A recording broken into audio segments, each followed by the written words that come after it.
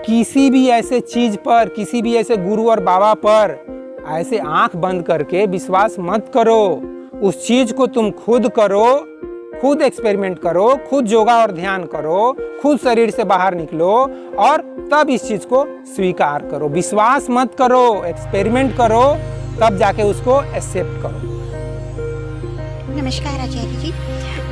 आदि शंकराचार्य के विषय में जब एक कथानक है कि जब काशी में मंडल मिश्र के साथ उनका एक शास्त्रार्थ होता है तो उनकी पत्नी जो है वो एक मतलब काम से संबंधित एक प्रश्न पूछती हैं, तो उसके लिए मतलब जैसा मुझे पता है कि वो अपने स्थूल शरीर को त्याग कर किसी दूसरे सम्राट के शरीर में प्रवेश कर जाते हैं और वहाँ से फिर वो उस अनुभव को लेके आते हैं। तो क्या कारण शरीर और सूक्ष्म शरीर ऐसा भी कुछ है?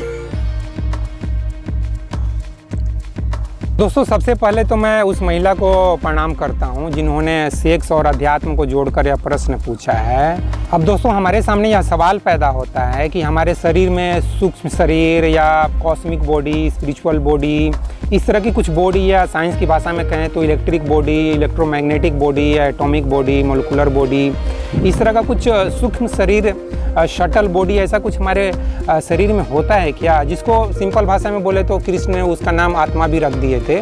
तो हमारे शरीर में आत्मा जैसी चीज़ होती है क्या? अब दोस्तों, आत्मा जैसी चीज़ तो होती है, इस चीज़ को मैं बोलता हूँ। आप एज ए दोस्त के रूप में आपसे बोल रहा हूँ, मैं कोई गुरु या आचार्य नहीं हूँ। और इस चीज़ को बताने के लिए मैंने एक कॉन्सेप्ट भी डिज़ाइन किया हूँ, बाकायदा वो साइंस के फाइंडिंग्स के ऊपर वो कॉन्सेप्ट है, जिस कॉन्सेप्ट का मैंने नाम रखा है मैन एज ए मॉलिक्यूल। तो उस कॉन्सेप्ट के बेस में जो मेरा वीडियो है दोस्तों, उसका मैं वीडियो का लिंक डिस्क्रिप्शन बॉक्स में दे दूंगा, उस वीडियो को आप ज़रूर देखिए।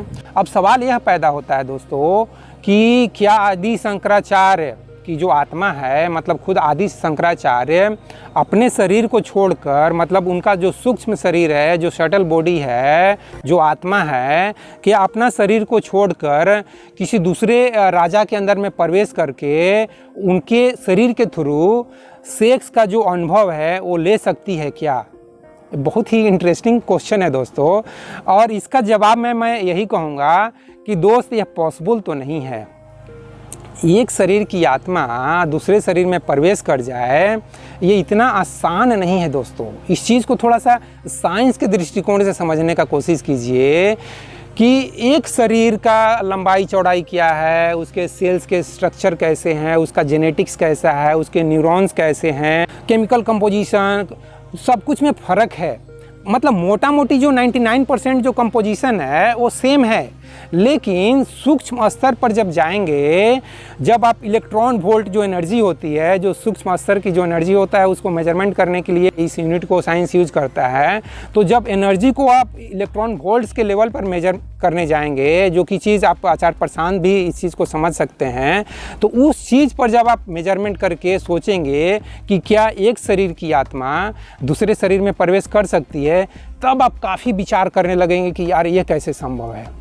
और यह अगर संभव भी है तो दोनों के जो शरीर हैं, दोनों की जो थिंकिंग प्रोसेस है, वो लगभग एक जैसा होना चाहिए। कहने का मतलब यह है दोस्तों कि क्या न्यूटन की आत्मा आइंस्टीन के शरीर में प्रवेश करके काम कर सकती है?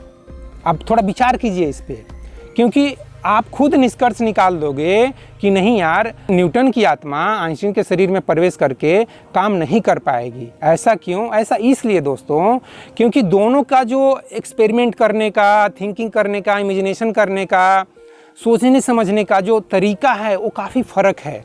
न्यूटन एक्सपेरिमेंट करते रहते थे, हर एक चीज़ में एक्सपेरिमेंट करते रहते थे, जबकि आइंस्टीन एक्सपेरिमेंट नहीं करते थे। तो दोनों का देख रहे हैं ना, दोनों का जो साइंस के फील्ड में जो काम करने का जो तरीका है वो दोनों का अलग अलग है। तो कैसे न्यूटन की आत्मा आइंस्टीन की आत्मा को रिप्लेस कर देगी? तो दोस्तों, मेरा कहने का मतलब यह है कि इतना आसान नहीं है। हम भले ही आसान सोच लेते हैं, हम आम आदमी का है क्या, 99% जो आम आदमी है, जो कॉमन मैन है, उनको बेवकूफ़ क्यों बनाया जाता है? क्योंकि वो बहुत मोटे स्तर पर सोच लेते हैं और उनको सोच के बहुत रोमांच भी आता है, बहुत उनको अच्छा लगता है। अरे यार, ऐसा हो जाता है क्या?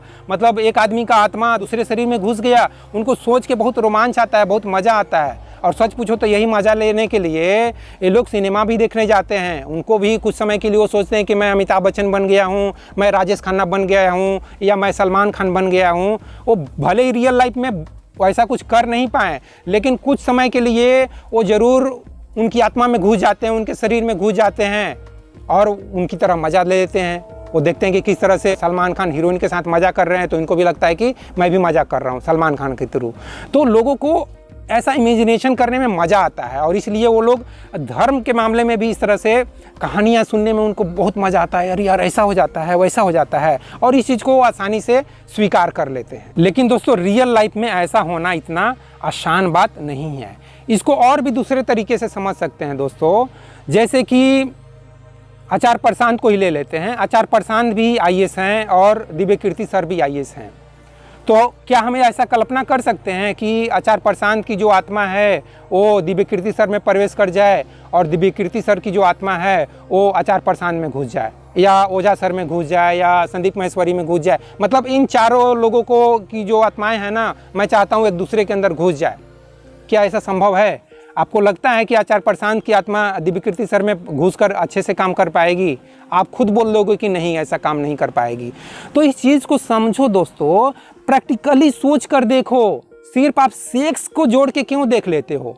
सेक्स में तो कुछ भी पॉसिबल है यार। और वैसे भी आचार्य रजनीश ने इतने बड़ी बड़ी बातें कर दिया है, आपके दिमाग को इतना ज़्यादा करप्ट कर दिया है, आपके दिमाग में इतने ज़्यादा फालतू बातें भर दिया है, आपको संभोग से समाधि की तरफ पहुंचाने के लिए आपको मोटिवेट कर दिया है कि आपको लगता है कि यार सब कुछ संभव है। सेक्स करने से, ड्रग्स लेने से कुछ भी मिल जाएगा, ऐसा आपके दिमाग में ऐसा बैठ गया है। और खासकर अमीर लोगों के दिमाग में बैठ गया। बेचारा गरीब लोग क्या इस तरह से कल्पना करेगा? गरीब लोगों को तो भोजन, कपड़ा, मकान का इंतजाम करने में उनकी हालत ख़राब रहती है। तो मेरा कहने का मतलब यही है दोस्तों कि ये जो आप सोच लेते हो ना, इतना आसानी से मत स्वीकार करो यार। दिमाग में कुछ भी सोच सकते हो कि तुम्हारे सामने भगवान बैठ गए हैं। तो दोस्तों आप कल्पना कुछ भी कर सकते हो। हीरो हीरोइन के साथ सो रहे हो, इस तरह की कल्पना कर सकते हो। उनके साथ सेक्स कर रहे हो, इस तरह की कल्पना कर सकते हो। लेकिन ग्राउंड रियलिटी क्या होता है आपको मालूम है? ड्रग्स लेके आप कुछ भी कल्पना कर सकते हो, लेकिन ग्राउंड रियलिटी क्या होगा? ड्रग्स का जब नशा खत्म होगा, दारू शराब सिगरेट का जब नशा खत्म होता है, तो आपको मालूम पड़ता है कि आप वैसे ही के वैसे ही हो।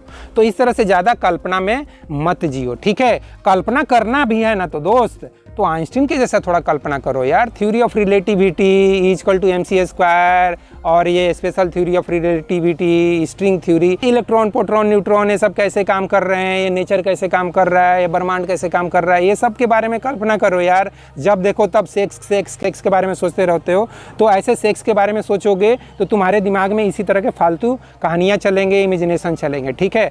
तो इन सब चीज़ों से बाहर निकलो।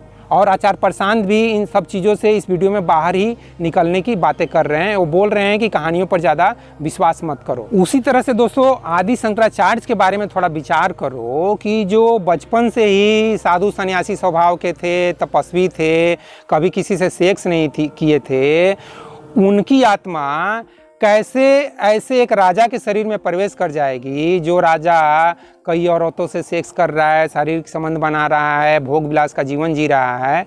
मतलब दोनों के शरीर में कितना अंतर है यार। थोड़ा विचार करो, कैसे शंकराचार्य जैसा व्यक्ति की आत्मा कैसे ऐसे भोग विलासी वाला राजा के शरीर में प्रवेश कर जाएगा? आप कुछ भी मान लेते हो यार, यही तो आपकी सबसे बड़ी दिक्कत है। खासकर ये गुरु लोग, महात्मा लोग कुछ भी बकवास कर देते हैं, उन सब चीज़ों को मान लेते हो। न मत मानो। और मैं यहाँ एक और भी चीज़ बोलता हूँ, अरे यार शंकराचार्य को छोड़ो, विवेकानंदा को छोड़ो, गौतम बुद्ध को छोड़ो, महावीर को छोड़ो, उनके साथ उनके शरीर में क्या हुआ वो सबको छोड़ो। तुम इस चीज़ को महसूस कर रहे हो क्या? तुम अपने शरीर से अलग हो रहे हो क्या? तुम अपने शरीर से अलग होकर किसी दूसरे के शरीर में प्रवेश कर रहे हो क्या? जब तुम खुद अपने शरीर से निकलकर दूसरे के शरीर में ना सही ये पेड़ पौधे पर लटकने लगो, जैसे कि आचार्य रजनीश बोलता है कि मैं एक बार पेड़ पे चढ़ा था और वहाँ से गिर गया, तो मतलब उसका शरीर पेड़ पर ही लगा रहा और आत्मा नीचे गिर गई, या वो शरीर नीचे गिर गया, वो आत्मा वहीं पे बैठे रही, जो कुछ भी। तो जब इस तरह से तुमको ऐसा कुछ अनुभव हो तब तुम इस चीज़ को स्वीकार करो यार। समझ रहे हो मैं क्या बोलना चाहता हूँ?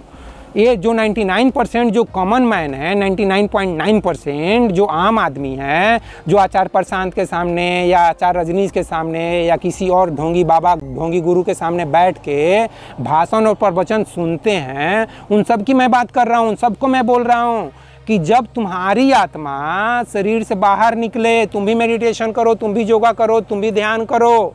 जो चीज़ ये लोग बताता है ना, योगा मेडिटेशन करने से तुम्हारी आत्मा शरीर से बाहर निकल जाएगी, तुम पेड़ पर बैठे रहोगे, शरीर नीचे गिर जाएगा, तुम वहाँ से अपने शरीर को देखोगे, इस तरह से रजनीश बात करते हैं ना, तो वैसा ही तुम भी करो। सिर्फ भाषण मत सुनो, सिर्फ प्रवचन मत सुनो, वैसा ही कुछ करो और देखो तुम्हारी आत्मा शरीर से बाहर निकल गई क्या।